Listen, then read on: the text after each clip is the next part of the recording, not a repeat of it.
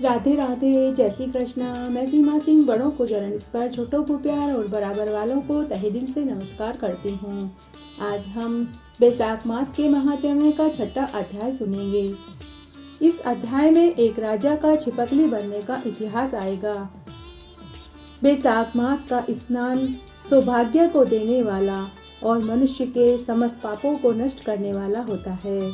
अगर अभागिन महिला भी बैसाख स्नान और व्रत करे तो उसे अखंड सौभाग्य मिलता है। इस मास में बरुथनी एकादशी का व्रत करने से राजा मानधाता को भी स्वर्ग प्राप्त हुआ था। बैसाख स्नान, व्रत, पूजा, दान का फल 10 सहस्त्र वर्ष तक तपस्या करने जितना मिलता है।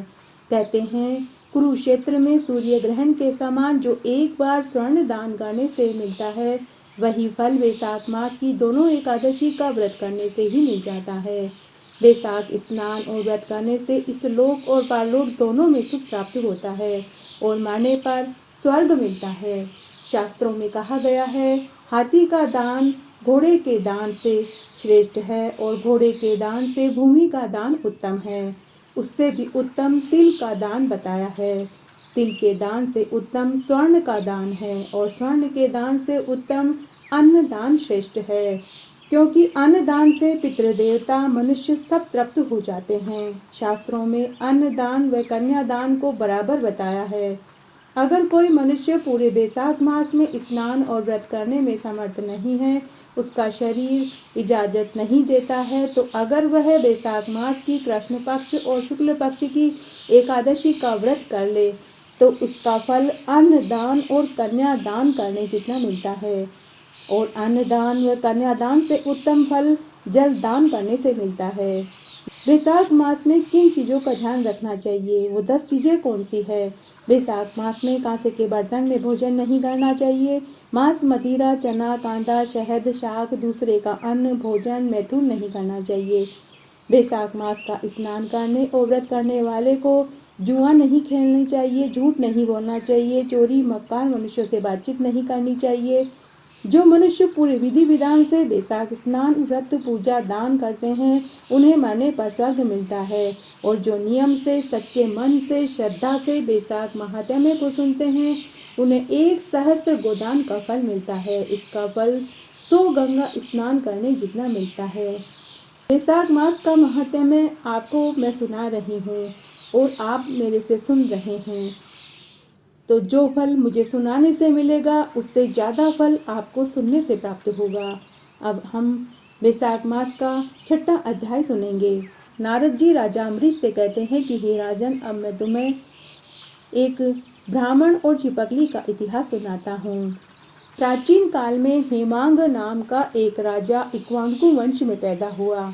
वह ब्राह्मणों का बड़ा ही भक्त था, किसी की निंदा नहीं करता था, शत्रुओं पर विजय पाने वाला और जितेंद्रिय था और अपने प्रजा का पालन अपने पुत्र के समान ही करता था।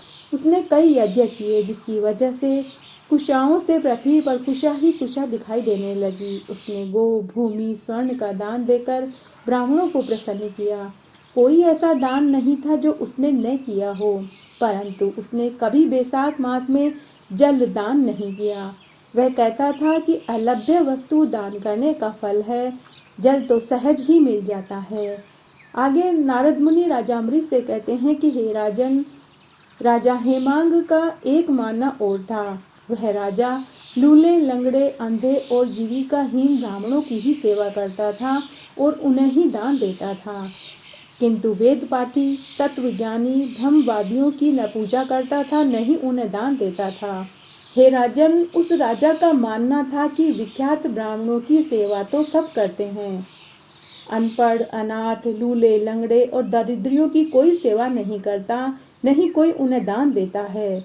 वह राजा दान करने और सेवा करने में भेदभाव करता था। इसी दोष के कारण उस राजा को मरने के बाद 3 जन्म तक चातक की योनि मिली, फिर वह गिद्ध की योनि में गया, फिर उसके बाद 7 जन्म तक कुत्ते की योनि मिली, फिर वह एक राजा के महल में छिपकली की योनि में पैदा हुआ। इस प्रकार उस राजा को मिथिलापुर के राजा श्रुतिकीर्ति के घर में छिपकली बनकर द्वार की चौखट पर कीड़ों का भक्षण करते हुए 87 वर्ष बीत गए। एक समय उस श्रुति कीर्ति राजा के घर में श्रुतदेव ऋषि भूखे प्यासे दोपहर के समय मार्ग में थके हुए मिथिलापति राजा के महल में पहुँचे।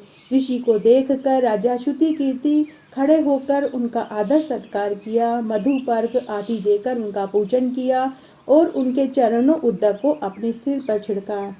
उस जल का एक छींटा देव योग से उस चिपकली के ऊपर जाकर गिरा। उस चिपकली के ऊपर ऋषि के धोए हुए चरणों उद्दक के गिरने मात्र से ही उसको सद्बुद्धि प्राप्त हो गई। वह चिपकली कहने लगी कि हे ब्राह्मण देवता, मेरी रक्षा करो, मेरी रक्षा करो। चिपकली के ऐसे वचन सुनकर राजा श्रुति कीर्ति और ब्राह्मण श्रुतदेव को बड़ा आश्चर्य हुआ।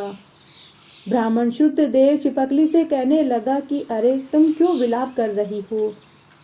तुम इतनी दुखी क्यों हो? तुम अपना सारा वृत्तांत मुझे कहो, मैं अभी तुम्हारा उद्धार कर दूंगा। ऋषि श्रुतदेव के ऐसे वचन सुनकर वह चिपकली कहने लगी कि हे ब्राह्मण, पूर्व जन्म में मैं इक्ष्वाकु कुल में पैदा हुआ एक राजा था। मैं वेद शास्त्रों का ज्ञाता था। मैंने अनेकों गौ दान किए, यज्ञ किए, बहुत से कुएं, तालाब, बावड़ी, धर्मशालाएं और बाग बगीचे लगवाए, खूब दान करे। धर्म पूर्वक मैंने राज्य किया। प्रजा का पालन मैं अपने पुत्र के समान ही करता था। फिर भी मेरे मरने पर मुझे स्वर्ग नहीं मिला। 3 जन्म तक मैं चातक की योनि में आया। 1 जन्म में मैं गिद्ध की योनि में था। 7 जन्म तक मैं कुत्ते की योनि में पड़ा रहा। अब मुझे इस चिपकली की योनि मिली है। हे ब्राह्मण, इस राजा श्रुति कीर्ति ने आपके चरणों उद्दक को जब अपने सिर पर छिड़का तो उसका एक बूंद मेरे ऊपर गिरा, जिससे मुझे पूर्व जन्म का स्मरण हो आया। आपके चरण को धोए हुए उस जल का मेरे ऊपर गिरने से मेरे सभी पापों का नाश हो गया। हे ब्राह्मण, मुझको अभी 28 जन्म तक और चिपकली की योनि भुगतनी पड़ेगी। इसी से मैं डर रहा हूँ। अब आप कृपा करके कहिए कि यह दशा मेरी कैसे हुई।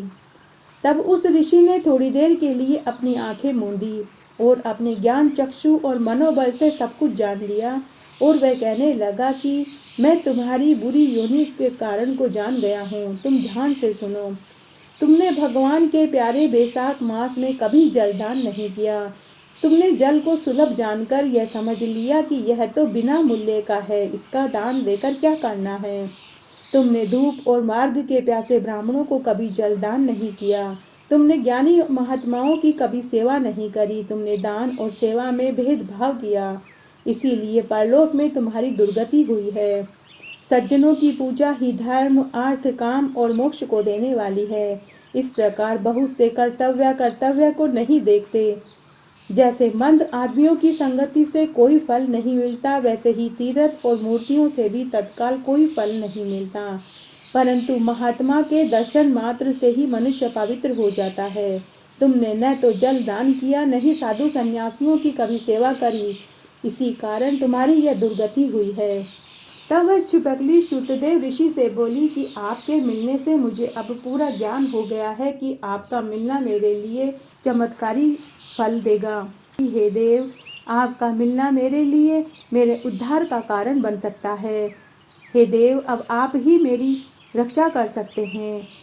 हे देव, आप ऐसा कीजिए जिससे कि मुझे आगे चिपकली की योनि में न भुगतना पड़े, मुझे मुक्ति मिल जाए। तब वह ऋषि चिपकली से बोला कि मैं तुम्हें अपने बैसाख मास का पुण्य फल दे दूंगा, जिससे तुम्हारी तुरंत ही मुक्ति हो जाएगी और तेरे भूत भविष्य वर्तमान तीनों कालों के कर्मों के संस्कार दूर हो जाएंगे और तेरे पाप धुल जाएंगे। ऐसा कहकर ऋषि ने जल स्पर्श करके एक दिन के बैसाख स्नान का फल उसको दे दिया। जल के छींटे लगते ही वह चिपकली सभी पापों से मुक्त होकर दिव्य रूप धारण करके ऋषि के आगे हाथ जोड़कर परिक्रमा करके नमस्कार कर और आज्ञा लेकर स्वर्ग को चली गई और 10,000 वर्षों तक सुंदर भोगों को भोग कर इक्ष्वाकु वंश में महाप्रभावशाली काकुस्थ नाम से एक राजा प्रतापी राजा बना और 7 द्वीप पृथ्वी का राज्य का सुख भोगने लगा।